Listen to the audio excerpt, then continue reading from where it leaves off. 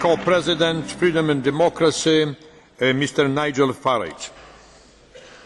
In an age when the gap between ordinary voters and the European political class grows wider by the day, I have to ask you, having listened to your words this morning, just what planet are you on?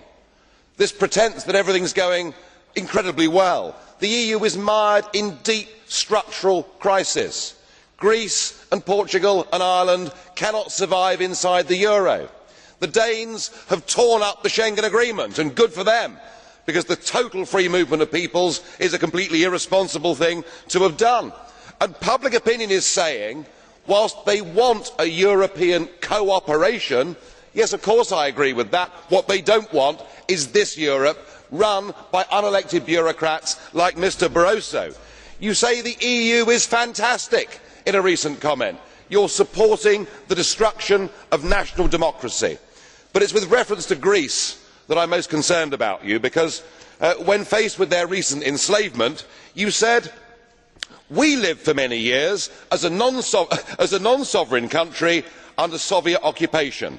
For us, European integration is not a threat to sovereignty, because we experienced not long ago a serious threat to our sovereignty." So what are you saying? That this is not quite as bad as the USSR? Is that really good enough for your people? And today you describe Greece's problems as trivial. I am sorry, there are hundreds of thousands of people out there on the streets of Greece fighting to get their democracy back, and it beggars belief that you and our President, Mr Buzek, can talk about the solidarity movement, can talk about Poland getting its democracy back 20 years ago, and yet here you are, surrendering the democracy and sovereignty of Poland to a failed European Union. Yes, sir, we all want a shared European cooperation for the future, but this most definitely is not the model. Thank you, Mr. Co-President. We have a blue card from Mr. Goebbels. Are you ready to answer with the blue card question? Mr. Goebbels, blue card question. Président, Monsieur Farage me rappelle toujours un coq qui crie sans basse-cour, les pieds sur un tas de fumier.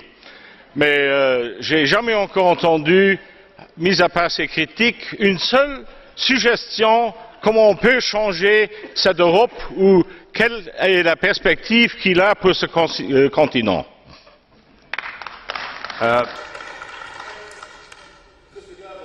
Post 1945, there were some very sensible ideas put together, namely the Council of Europe.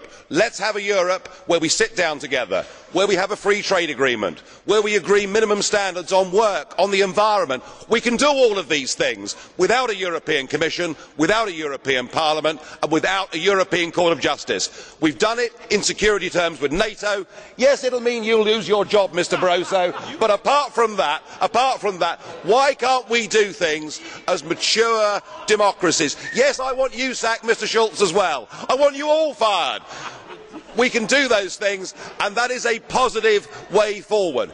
By taking away from people their ability to govern themselves and transferring that power to the European Commission, we are headed for a Europe of rebellion and violence. Let us take the democratic route. Thank you, colleagues. It's a very interesting discussion, we know very well. Now will be the next speaker. I have lived in your future, and it didn't work. No,